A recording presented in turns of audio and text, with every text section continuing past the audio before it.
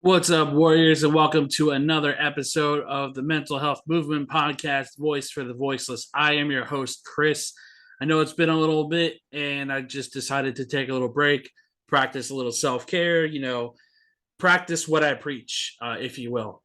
In the words of Steven Tyler, I'm back in the saddle again. So I miss you guys. We're safe, at least I'm safe where I'm from in Pasco County from the hurricane. Unfortunately, some of our Floridians weren't so fortunate in southern Florida, and I just want to give a shout out to all those people affected from the hurricane because obviously don't wish ill on anybody, especially when it comes to natural disasters because it's something not to play around with, and unfortunately it's one of those things that you have to live with when you are in Florida. That we have hurricanes, we have weather that's unpredictable. It could be 95 degrees one day and then it could be storming and 75 the next day. It's again, like I said, my condolences to the loss that everybody has suffered in southern Florida. Before we get this podcast rolling, I just want to acknowledge some of the things going on this month for the mental health community. It is ADHD Awareness Month. Of course, the attention deficit disorder. It's also National Depression and Mental Health Screening Month for all you who aren't aware. I think that's incredible that we have those resources available to us, and highly recommend that you all look into those resources if you need it. It's also Bullying Prevention Month. Bullying has been something that has been part of my life, for as long as I can remember. Being a bigger guy, I've been bullied by my parents. I've been bullied by family. It doesn't matter. I've been bullied. It's made me who I am today. It makes me aware of how I want to treat people. And it makes me self-aware of how I say things to people. Like I've said in many other podcasts, language matters, people. I'm not telling you to walk around eggshells around everybody, but there's no reason to be a dick, if you will. It's part of my language, but it's true. It's also Domestic Violence Awareness Month. It's another very serious subject. I know a lot of people that go through this. My parents divorced when I was very young, so I witnessed a lot of domestic issues in my family growing up, and it's just been something that has progressed as I've gotten older with the world around me. So, if you see somebody acting off in a relationship around you, try talking to them, reach out, because you never know what somebody's going through. I've hid my struggles behind a smile for as long as I can remember, and this goes for depression, this goes for domestic violence, abuse, whatever it is. You never know what anybody is going through. So make somebody's day, make sure that they're that you're there for them, or that they don't have to go through this stuff alone. um of course, last month was Suicide Prevention Month. It was a very successful month for the podcast. I see the 988 number daily, marketed across social media and on TV. It's great to see that resources are being sorry, I bit my tongue. Being shouted out daily. Of course, we're going in the right direction. We still got a long way to go, but this is a great step. It's a great beginning. For this month, October 2nd to the 8th, which today is the 8th that I'm recording. This podcast comes out on the 11th, but it is mental health or mental illness awareness week. Basically, just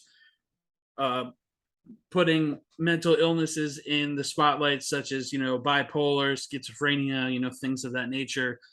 Mental illness isn't just anxiety. It's not just depression. It's so many other things. So, again, you see somebody struggling, reach out to them and make sure that they know that you're there for them and they don't have to go through this alone. On October 10th, it is World Mental Health Day. So practice some self-care, journal what's going on in your life, talk to the people that you haven't reached out to in a while, check on your strong friends. It's It's not always the people who are struggling. It's some of the people that seem to be doing great and might not be doing so great. So October 10th, 2022, guys. Of course, this podcast can be out on the 11th, but still. Um, so today's podcast, we're going to be talking about triggers.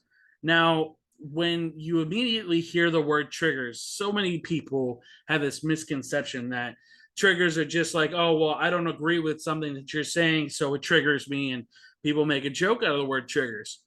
Quick little story. My friend Santiago, of course, before he passed away, calls me one day and he asked me, he's like, I always used to joke around and use the word, trigger, like, oh, you're triggered because of this, or my views, and you're triggered because of that. And he asked me, he's like, what is a trigger? What does that mean? And I've told a little bit of this story before, but me and Santi bounced off of each other so much in terms of teaching each other stuff. And while his knowledge was outstanding, it had no bounds. There was stuff that he wasn't aware of. The mental health community as a whole, he just wasn't in tune to. And of course, growing up as a man, we're all told that we're not supposed to be depressed, we're not supposed to share our feelings. And some people are just completely, like, I don't want to say protected, but like shielded away from what's actually going on in their head and what's actually going on in their life. And I explained to him, I said, trigger is basically something that, it could be a stressor, or it could be a situation that leads to an adverse emotional reaction.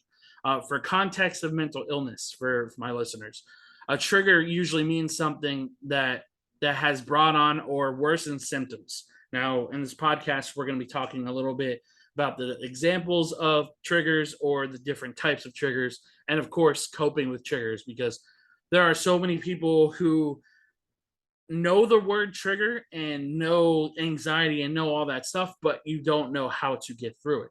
And yes, triggers are very, very easy. I don't want to say easy.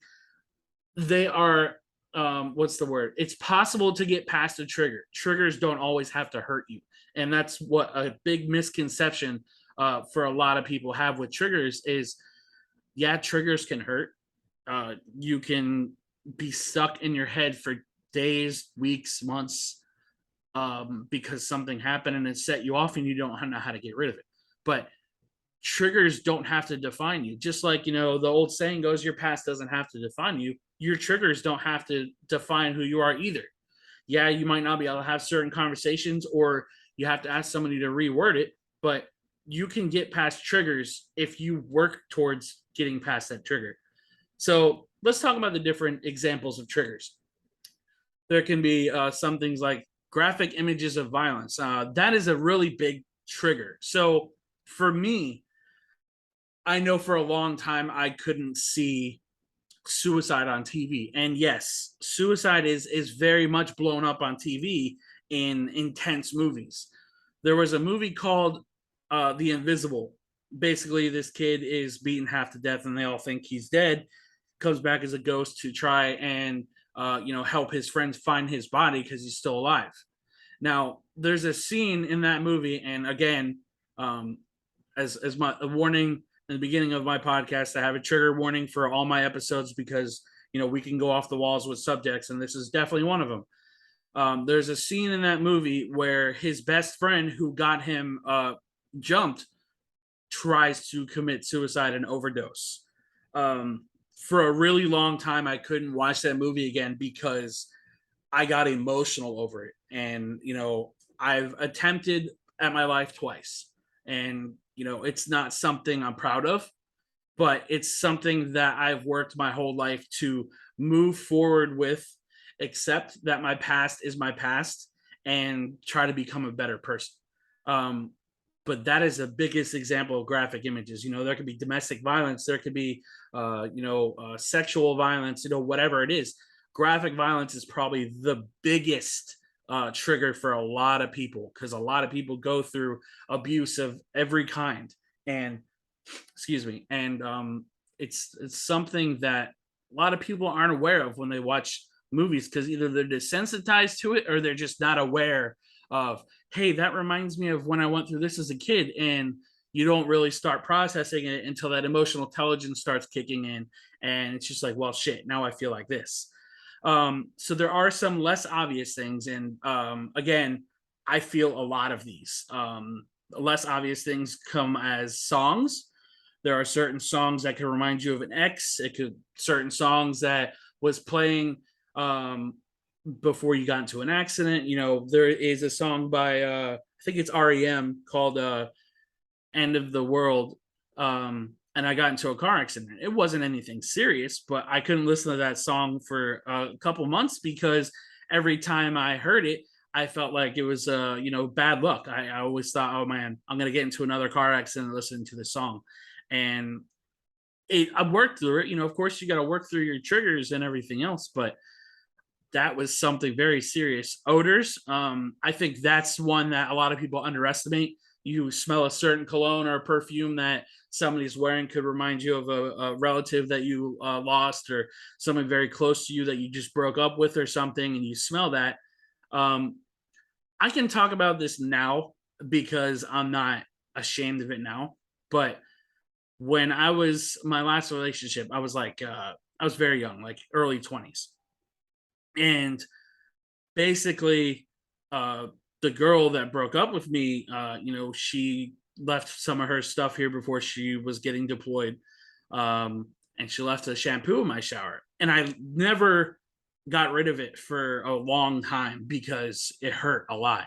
And I didn't know how to cope with a breakup because it was my one and only breakup as an adult, and something that you underestimate are your triggers. And I've done that plenty of times where it hits you like a brick. Like you don't expect it to hurt, but it hurts in ways you possibly couldn't imagine. And then colors.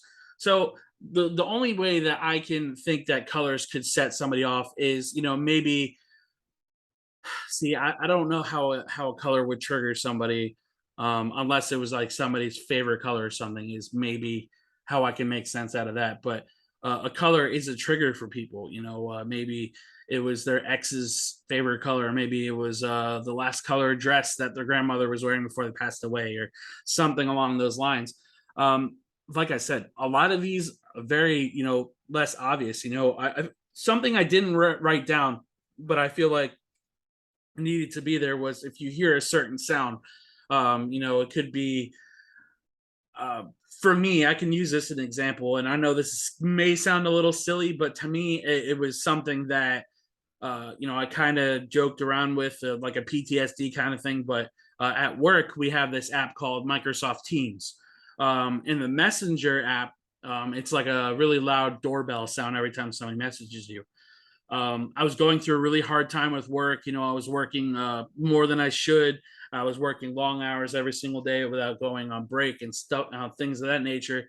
And I couldn't sleep for weeks because I kept hearing that sound in my sleep.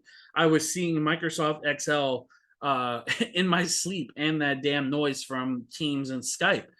Um, Triggers are something, man, that I wanted to really touch on because there is something about your, I guess, where your mental well-being is at that can be felt at different levels when you hit different triggers. And like I said earlier, your triggers don't always have to hurt you. It could be like, wow, that reminds me of the last song I heard when I was in the car with such and such, and it's a great memory because that was the last time you saw them. Or the last song that you saw in a or heard in a store, that you were with that person. For me, one of the last times that I saw Santi, he came over my house and he was wearing the highlighter jacket and everything. And it's a great memory to me. So I guess, yeah, there's your color trigger. That doesn't have to hurt. Yeah, I'm devastated still to this day that he's gone. But it's happy memories with him no matter what. I have no bad memories with him, obviously, besides his passing. Um, and it's just something that a lot of people either choose to try and ignore until it gets bad enough to where you don't know how to control it. I've prided myself in trying to attack my uh my triggers head on, and we'll talk about that a little later on in this podcast. But the best way to work through struggles, the best way to work through anything you're going through is attacking it head on. It might not work for everybody. You know, you could always do it behind the scenes. It doesn't have to be direct. You know, however you attack your stressors, your triggers, your struggles, whatever works best for you. For me, talking things directly to people, um, playing songs that I never thought I wanted to listen to ever again because of that person or whatever. If you can do that, you're already on your way to healing yourself. So let's talk about the different types of triggers. Now, I know we talked about examples, but there are also different types of triggers. So there are external and internal triggers. Now, the external triggers kind of was something that I had to think about for a little bit when I was researching this a little bit, because I was thinking, I'm like, I don't know what a external trigger could be. You know, it doesn't really make much sense to me for a trigger. But then I started thinking about it, and world events can be something that set people off. Like, I know people that watch the news and just like obsessively watch the news, and I know that's something I can't do because the news is almost always depressing. What sounds better for a headline? Such and such, a certain school experienced this, or somebody saved a dog from getting hit by a car. In reality, yeah, morals say the dog sounds like a great headline, but the media does a great job at just trying to get people to click a headline and mess with people's minds. Like, oh my God, this happened. I can't believe what's going on right now. And that can be an external trigger. For me, an external trigger is seeing suicide rates climb. And you ever feel like you're kind of like fighting a battle by yourself, and there's people around you helping you and trying to be there with you, but do you ever feel like you're just attacking not a struggle, a subject by yourself? The suicide rates, I always try to stress that in the group, like, listen, like, this sucks to see, and it needs to be on media outlets. Everybody needs to be aware of what's going on around them. I don't fear watch the news, and that's something I've told my parents. That's something I tell family. I don't watch the news at all, because that's something that they capitalize as people's fear. Whether it's hurricanes, whether it was the pandemic, whatever it was, the media capitalizes on fear, whether they want to openly admit it or not. It's the truth.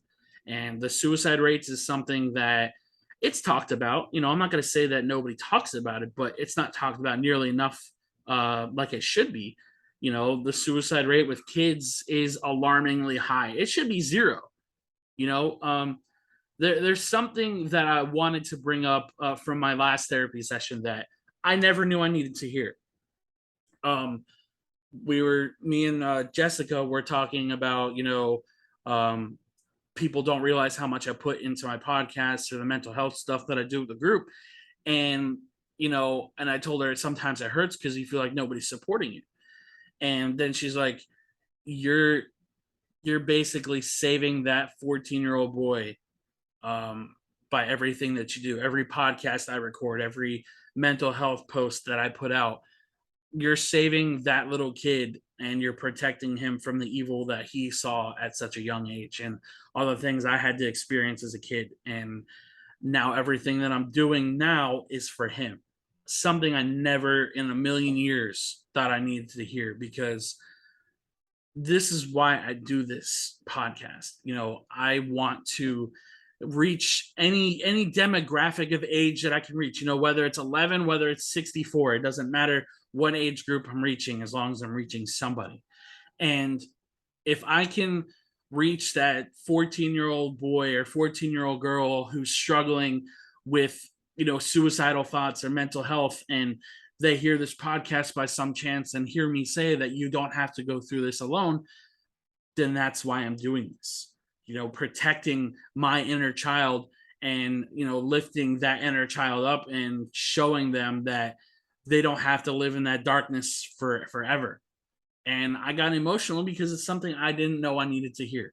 So going back to the suicide rates, if there is by some chance that I have an impact on those rates going down, my whole life, my whole MO of doing this mental health stuff is complete, because the impact that I make with this podcast, or the impact I make with the mental health group, um, means everything to me. I've reached 1,500 people, um, and it's been international with this podcast, so it's going places. But external triggers are very real, and something that a lot more people, I wish, would invest their energy into, instead of, just liking it and moving on. Because while social media is great, social media can also be a, let's just scroll and like and see what people are posting. That's it. So then we go to internal triggers, which is very common.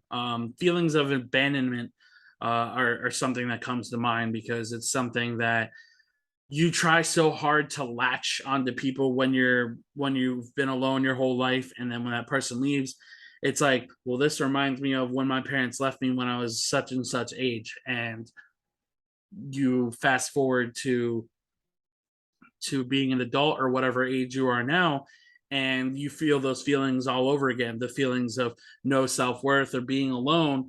um, Something I experience every single day is that self-worth and abandonment and everything else. Because if I have a friend walk out on me, yeah, it sucks that they did it, and maybe the universe has a plan for me to, replace it with a better person. But that feeling of abandonment is a very, very, very real and heavy trigger for me. Again, those triggers don't have to stab you in the heart every time it happens. It's something that you need to accept. Some people walk away. You're not always going to be what people want you to be, but it's something that you eventually have to come to terms with. That some people may walk away. Some people will come in your life and go in your life and have a purpose. You just don't know what that purpose is now. Then we have trauma triggers, loss, grief, abuse, bullying. We talked about some of that as well.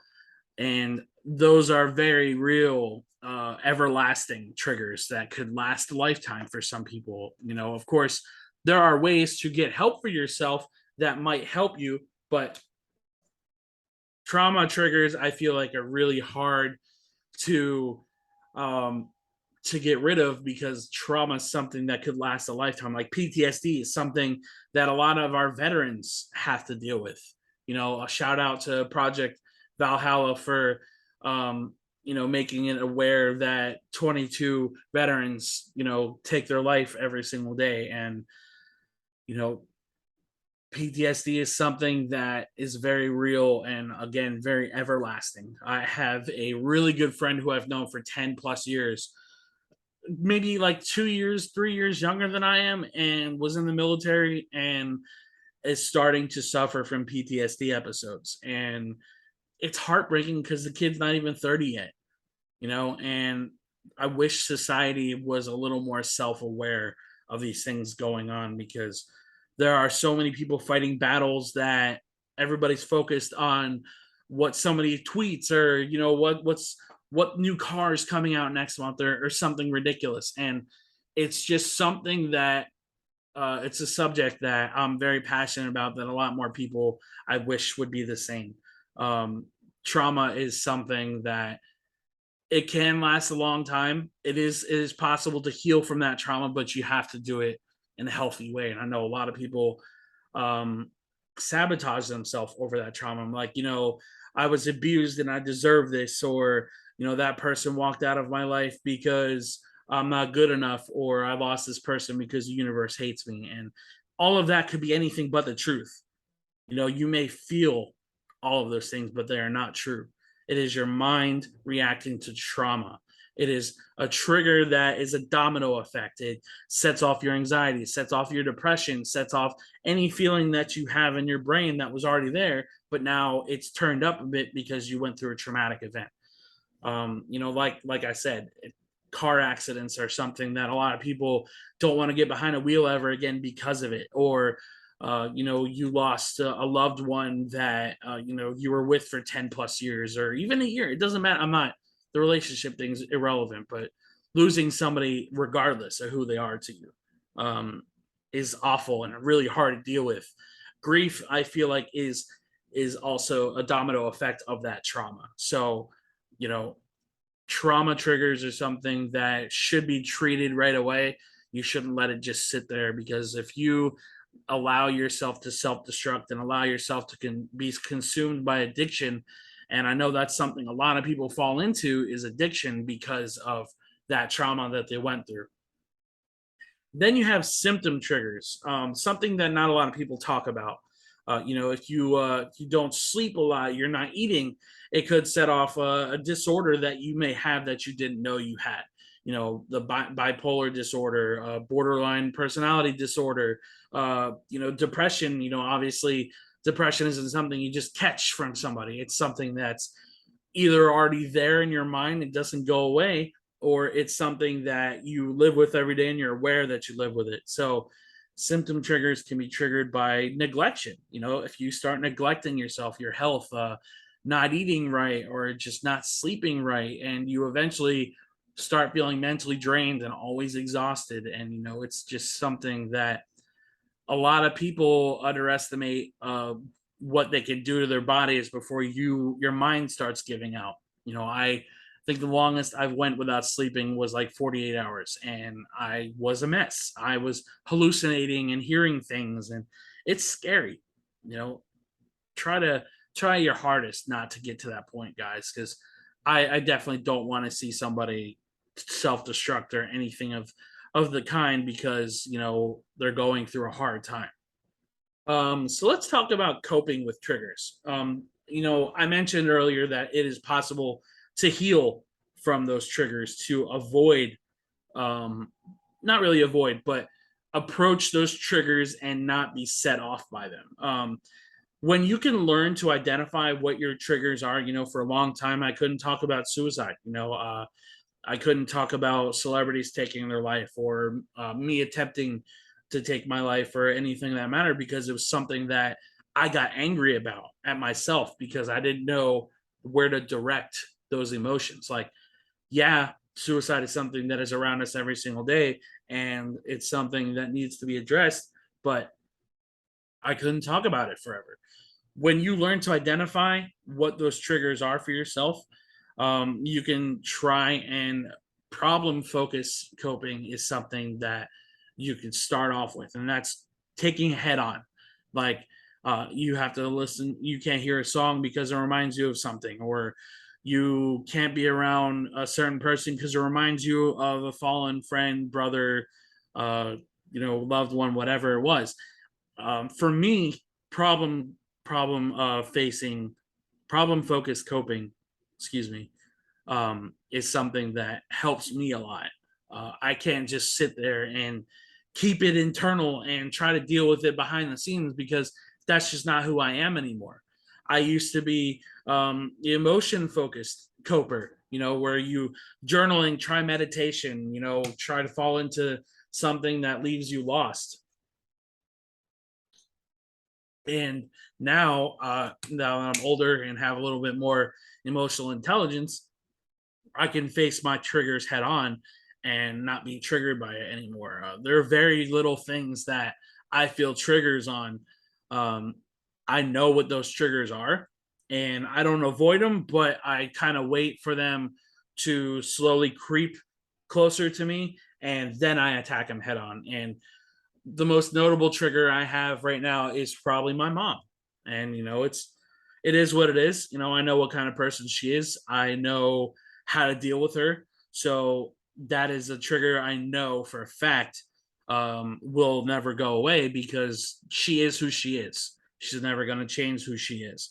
And being able to identify and accept, and again, identify and accept is very important keywords there, what those triggers are. Because if you can accept that trigger and you can confront that trigger will stop becoming a trigger. It's just something that you can handle and you can deal with. Um, Communicate if somebody is triggering you, which I highlighted the word boundaries, because I've talked about this many times. If you have a conversation with somebody and they like to bring up a certain something that you don't agree with, or you just don't want to talk about, you need to communicate that trigger. And when I say communicate, I'm not telling you to have people walk on eggshells around you. I'm telling you that we should, as human beings, be able to communicate with somebody like, hey, I don't feel comfortable talking about this with you, can we please talk about something else? Language matters. Language matters, and boundaries are two very important keywords here as well, because boundaries will 120% make you a better person. It'll help you deal with certain like difficult people. It will help you as an adult. It will help you grow, and it'll help you heal. So this one I've talked about many times, and I will preach it until I'm blue in the face. Find the right kind of therapy. If you're comfortable with therapy, this isn't something I'm forcing on anybody. This isn't something I'm telling everybody needs to go to. But there are there are therapists that help people deal with trauma, that help people with triggers. There is exposure therapy, which is basically throwing you in the fire. Like, listen, like, we're gonna relive this moment, and you're gonna tell me how you feel, and we're gonna try and work through whatever trigger you're going through. And eventually that trigger will go away. It won't be something, excuse me, it won't be something that you have to go through anymore in your head, because I know we are our worst enemy. We are our own worst enemy. I'm constantly in my head about things, and I know I'm my own worst enemy. But therapy can be that beacon of light for you to get rid of whatever darkness you're feeling. Again, not for everybody. It helps some people, and some people just don't have great experiences with it, and that's perfectly fine. Cope how you need to cope, but make sure you take care of those demons in your head before they get bigger and get worse, because the last thing you want to do is let untreated trauma build up and get worse. Then there's the EMDR. We've spoken about that. That's the eye movement desensitization and reprocessing. Basically, it's kind of like exposure therapy, but instead, they try to get your mind to react to something completely different. If you want to go back to that podcast about the different kinds of therapy, we talked about a lot of that a little more in depth. Very good podcast. A lot of good reactions on there. And then we can also talk about a reality check with your thoughts. If you are triggered by something, you fact check yourself, and apply cognitive distortions, identify faulty and inaccurate thoughts. Basically, if you think something's going to trigger you, it's like, okay, does this person know what I went through? Because maybe they won't bring it up. If they know that I went through abuse, they know I went through loss, they're not going to bring it up. Again, and that goes back to communication. Reform and retrain your brain to positive thoughts. I wrote this down because I knew it would frustrate me the way I read it. It's so much easier to say think positive and be positive than it is to actually be positive. So take this one with a grain of salt. If you can change whatever negative thoughts you have in your head and turn them positive, like, I'm having a really shitty day, or I don't want to talk to this person, or I don't want to deal with this person because of XYZ. Try to flip that into a positive. Like, hey, I'm only here for 30 minutes, so I don't have to deal with them long. Keep it a short and sweet conversation. I always tell people who come to me for advice, if they're dealing with a difficult parent, they're dealing with a difficult family member, and they don't know how to deal with them, keep people at an arm's length, or even further than that. Just tell them the very bare minimum. Tell them, hey, how are you? My day is going good. You don't have to tell them anything. Keep everything very short and sweet, and you can save yourself. You can keep that inner peace within yourself. Look for trigger warnings. Now, this is something I wanted to bring up, because it's something that we've seen our entire lives. Trigger warnings weren't always called trigger warnings. They were just, warning, this movie contains, stuff that can cause people to have epilepsy, or this movie contains some things for mature audiences, and parental discretion advised, and all that stuff. It's never always been called trigger warnings. Trigger warnings have, it's ever since social media was a thing. I wrote down a quote that my friend Caleb, who's been on this podcast before, many of you may know him, and it's a quote that I felt very strong about when he posted it before, and now that I've been in therapy for 2 years and I can read this, it makes a lot more sense and I can put logic behind it. Your triggers are your responsibility. It isn't the world's obligation to tiptoe around you. Now, when he first posted this, and this was, I believe it was last year he posted it, I was a little taken back by it. I'm like, listen, like, people's triggers sometimes they can't control. If somebody says something ignorant and you get triggered or you get upset because of what that person said, that person should apologize and try to rephrase what they said or something along those lines. I'm not asking you to walk on eggshells around me, but I'm asking you not to talk about certain things around me or not mention certain people around me because of that said trigger. I think society has become a lot softer, and that's not a bad thing. Society has become a little bit softer since the 90s. Of course, the 90s were a different animal, so were the early 2000s. And we put a trigger warning behind everything now. And while I think it's great that we have a self-aware world around us, I feel some of the things that have trigger warnings I had to go through without a trigger warning. It doesn't hurt to help people learn life lessons without warning. If you give a warning for somebody, don't walk on that sidewalk, you could trip. And how many people would be walking on the street, almost getting hit by cars? You know what I mean? Like, little things like that. And I know that example was kind of silly, but I'm just saying, like, putting trigger warnings behind everything isn't 100% necessary. I feel to go through certain lessons in your life, to go through a breakup, loss, whatever it is, you don't need a trigger warning for somebody else talking about something, or a preacher talking about certain something, whatever. I know I'm rambling on that last part. I apologize. But you don't need a trigger warning behind everything. Some life lessons you need to learn on your own without a warning. I feel for the future of our kids and their kids, if we can allow them to experience life, not everything, of course, a lot of the life lessons that we had to learn on our own without warning, I think we would be in a better place mentally than we are now. Because if you notice, the suicide rate is extremely high, and mental illness is extremely high. And of course, I'm not saying that the mental illness wasn't there when we were kids. Obviously, we couldn't identify that stuff in the 90s and early 2000s. But if you put a trigger warning behind every single thing in the world, like, oh yeah, don't drink this water because it could trigger you. You know what I mean? Like, some people just need to either form their own opinions, go through their own struggles and learn from those struggles.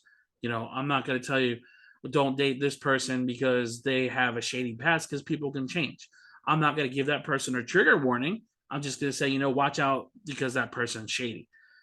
I think trigger warnings should be used according to the appropriate subjects.